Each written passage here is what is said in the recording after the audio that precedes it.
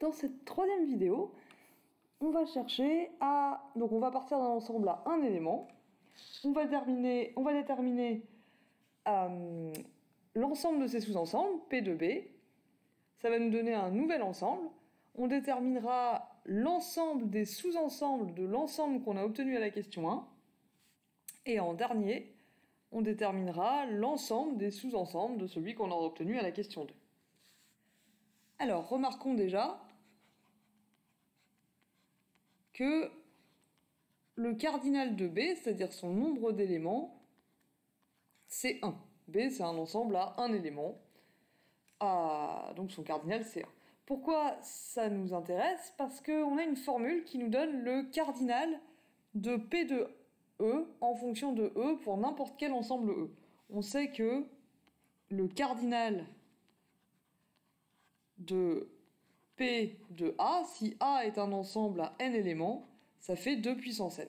Donc ici, le cardinal du premier ensemble qu'on doit trouver, ça va être 2 puissance 1, ça va être 2. Donc le premier ensemble qu'on doit déterminer, il a 2 éléments. Du coup, le cardinal de P de B, puisque lui, il a 2 éléments, lui, il a 2 puissance 2 éléments. Ça nous en fait 4. Donc le deuxième ensemble qu'on doit trouver, on s'attend à ce qu'il ait 4 éléments. Quand on aura trouvé 4 différents, on saura qu'on a terminé. Et enfin, du coup, le cardinal du dernier ensemble qu'on doit trouver, P de P de B, on a dit que 1, 2, 3, toc. On a dit que cet ensemble-là avait 4 éléments, donc l'ensemble de ces parties a 2 puissance 4 éléments, ce qui nous en fait 16. Donc le dernier, il faudra prendre de la place, il a 16 éléments. L'avantage de faire ça, même si on ne le demande pas, c'est que du coup, on saura quand est-ce qu'on a fini. C'est-à-dire une fois qu'on aura trouvé 2 éléments différents pour P de B, 4 éléments différents pour le deuxième et 16 éléments différents pour le troisième, on saura qu'on les a tous. Donc voyons déjà... Donc, fermons cette parenthèse. Et voyons ce qui se passe pour P de B. Alors P de B, ça va pas être très difficile. C'est un ensemble à un élément. Quels sont ses sous-ensembles possibles? Il y a l'ensemble vide, ça c'est toujours le cas. Et puis il y a B lui-même. B est un sous-ensemble de B. Et comme B n'a qu'un seul élément, il n'y a pas de sous-ensemble à 2, 3 ou 18 éléments. C'est à peu près tout ce qu'on a. Et puis de toute façon, on savait déjà qu'on n'en trouverait que 2. Ça va. Mais du coup, P de B étant un ensemble à 2 éléments, P de B, ça va avoir 4 éléments. Alors, quels vont être les 4 éléments de P de B? Procédons dans l'ordre. Puisque P de B a 2 éléments, un sous-ensemble de P de B, il y a 3 possibilités. Soit il a 0 élément, dans ce cas-là, c'est l'ensemble vide. Le seul ensemble qui a 0 élément, c'est l'ensemble vide. Soit il a un élément, et dans ce cas-là, cet élément, c'est un des éléments de B. Donc on va voir l'ensemble à un élément, on appelle ça un singleton. Le singleton qui contient le premier élément de P de B, ensemble vide. Et là, j'attire votre attention sur un truc qu'on a déjà dû vous dire, mais que ça peut valoir le coup de répéter. L'ensemble vide, qui a 0 élément, c'est pas pareil que le singleton ensemble vide, qui a un élément, et cet élément, il se trouve que c'est l'ensemble vide, mais c'est néanmoins un élément. Alors, fermons cette parenthèse. Un autre élément de P de B, c'est B, donc un autre sous-ensemble à un seul élément possible, c'est singleton B. Alors, ici, on aurait pu l'écrire avec le 1, toc, comme ça. Et du coup, lui, c'est accolade, singleton 1. C'est le singleton dont l'unique élément est lui-même un singleton. Attention à nouveau. Singleton 1, il appartient à P2B, mais ce n'est pas un sous-ensemble de P2B. Singleton 1, c'est un des éléments de P2B, mais ce n'est pas un sous-ensemble de P2B. Parce que 1 lui-même, c'est pas un sous-ensemble de B, donc 1 lui-même, c'est pas un élément de P2B. Et du coup,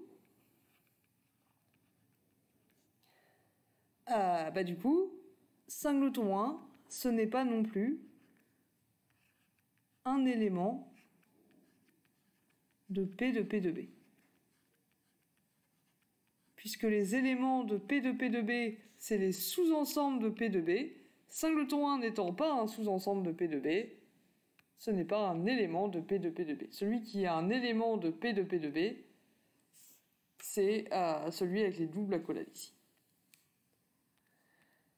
Alors, est-ce qu'il y a d'autres sous-ensembles possibles à un élément dans P2B? Bah non, on a pris les deux éléments qu'il y avait, on les a mis dans des singletons, il n'y a pas tellement d'autres possibilités, donc puis on sait de toute façon qu'on doit trouver 4 éléments, et on sait que le dernier qui nous reste, ça va être P2B lui-même.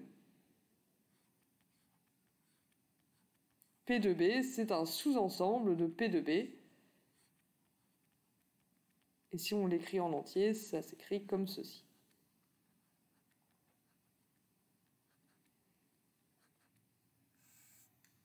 Et on sait qu'on a terminé puisqu'on savait qu'on devait trouver 4 éléments. Ce qu'on sait aussi, c'est qu'on doit trouver, pour le troisième ensemble, auquel on va passer maintenant, 16 éléments. Alors ça en fait un paquet, du coup je vais me mettre sur la page d'après.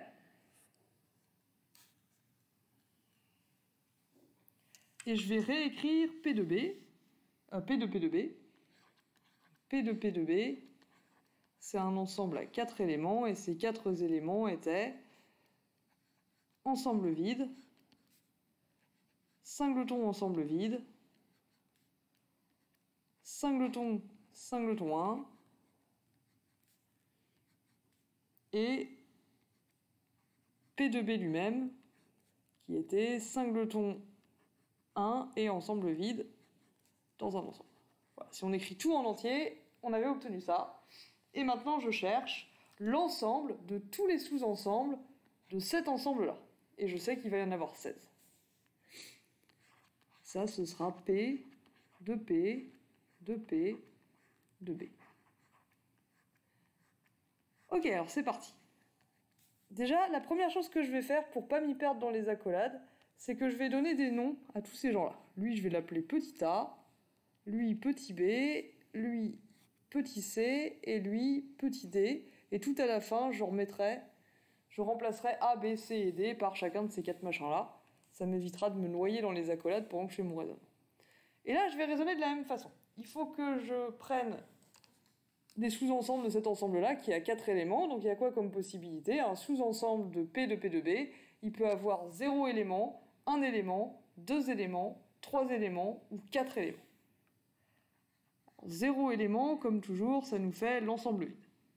Après, qu'est-ce qu'il y a comme sous-ensemble à un élément? Il va y avoir les 4 singletons A, B, C et D.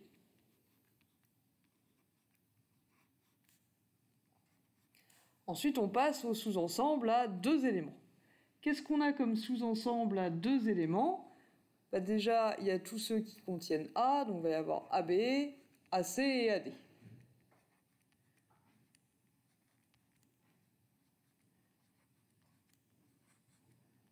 Ensuite, il y a ceux avec B. Alors avec B, BA, on l'a déjà, puisque BA égale AB. On va avoir BC et BD. Ensuite, avec C et pas A et pas B, donc pas CA et pas CB, parce que ceux-là, on les a déjà. On va avoir donc juste CD.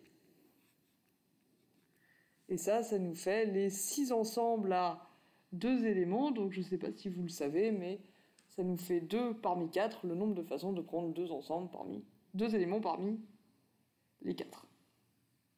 Ensuite, il nous faut les sous-ensembles à 3 éléments. Cela, en fait, finalement, ça va être tous ceux que j'obtiens quand il y a un des éléments que je prends pas et je prends tous les autres. Donc il va y en avoir 4, autant que de façon d'ignorer un élément. Par exemple, si j'ignore A, ça me donne B, C, D. Si je prends tous les éléments sauf B, ça me fait A, C, D. Si je prends tous les éléments sauf C, ça me fait A, B, D. Et le dernier, si je prends tous les éléments sauf D, ça me fait A, B, C. Et là, j'en suis à 1, 2, 3, 4, 5, 6, 7, 8, 9, 10, 11, 12, 14, 15 sous-ensembles. J'ai fait tous ceux à 0 éléments, tous ceux à 1, tous ceux à 2 et tous ceux à 3 éléments. Il ne me reste plus que l'unique sous-ensemble à 4 éléments, A, B, C, D, c'est-à-dire P de P de B lui-même. Voilà, et maintenant, si je veux l'avoir explicitement, je remplace A, B, C et D par leurs expressions réelles, en quelque sorte. Donc on va avoir ensemble vide, singleton ensemble vide. Singleton B, ça va être singleton, singleton ensemble vide. Singleton C, ça va être singleton, singleton, enfin accolade, accolade, accolade, 1, accolade, accolade, accolade. Et singleton D, ça me fait celui-ci. Ça, c'était des ensembles à 0 et 1 élément. Alors que je ne me trompe pas, toc, et il m'en reste une, voilà. Ok, ensuite, le premier ensemble à 2 éléments, c'est celui qui contient ensemble vide et singleton ensemble vide. A et B. Ensuite, on a un ensemble qui contient A et C, c'est-à-dire ensemble vide et le singleton, singleton 1. Toc. Ensuite, on a AD. AD, c'est un ensemble à 2 éléments. L'un des éléments, c'est A, c'est l'ensemble vide, et l'autre élément, c'est l'ensemble, ensemble vide, singleton 1.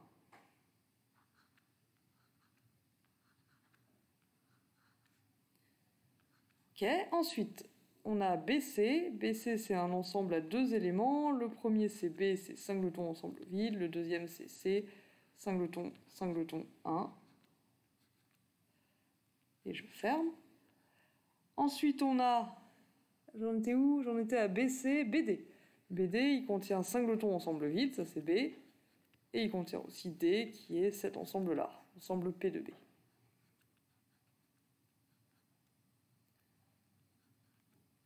Voilà. Ensuite, il me reste, donc ça c'était B, D, et il me reste CD, pour les ensembles à 2 éléments. CD, c'est singleton, singleton 1, et D, ensemble vide, singleton 1, c'est le deuxième élément, et on ferme. Ok, ensemble à 3 éléments maintenant. Alors, on a dit BCD. BCD, du coup, il contient B, C, C c'est lui. Surtout là, on ne se pose pas trop de questions sur qu'est-ce que ça veut dire que tout ça, et D. Voilà. Donc ça, c'est les 3 éléments de mon ensemble BCD. Ensuite, A, C, D, c'est ensemble vide. C, c'est singleton, singleton 1.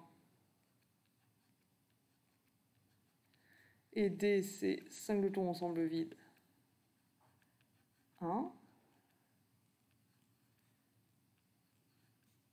Puis A, BD, j'en suis maintenant. A, c'est lui. B, c'est lui. Et toujours D, c'est toujours lui.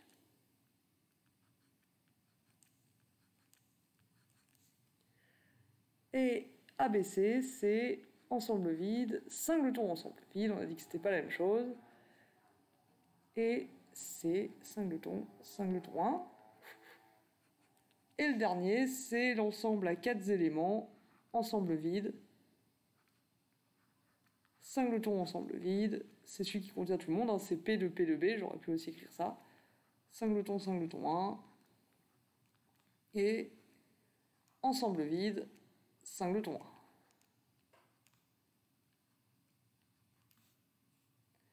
Et ça, c'est la dernière accolade qui referme P de P de B. Est-ce que j'ai bon 1, 2, est-ce que j'ai le bon nombre d'éléments? Pardon, je ne sais pas si j'ai bon, mais j'ai le bon nombre d'éléments peut-être. 2, 3, 4, 5, 6, 7, 8, 9, 10, 11, 12, 13, 14, 15, 16. Normalement, c'est bon, je les ai tous retranscrits. À nouveau, surtout ne pas trop se poser de questions sur que veulent dire ces sous-ensembles. Et leur donner des noms, ça aide vachement. Une chose que j'ai vu revenir souvent dans les copies que j'ai corrigées et sur lesquelles j'aimerais attirer votre attention, c'est que parmi les sous-ensembles d'un ensemble donné, vous avez tendance à mettre l'ensemble vide, l'ensemble lui-même, c'est très bien, c'est les deux qui y sont toujours, et tous les singletons, mais j'ai vu souvent arriver ici des oublis de tout ce qui est les sous-ensembles à 2, 3 et 4 éléments. Donc attention, n'oubliez pas ça, hein, des sous-ensembles, c'est pas nécessairement des singletons. Des sous-ensembles, ce sont des sous-ensembles. Hein, par exemple, R+, c'est un sous-ensemble de R, c'est pas un singleton, c'est pas l'ensemble vide et c'est pas R. Donc attention à ça aussi. Et c'était la totalité de mes remarques pour l'exercice 3. Dans la dernière vidéo, nous corrigerons sans grande surprise l'exercice 4. A tout de suite.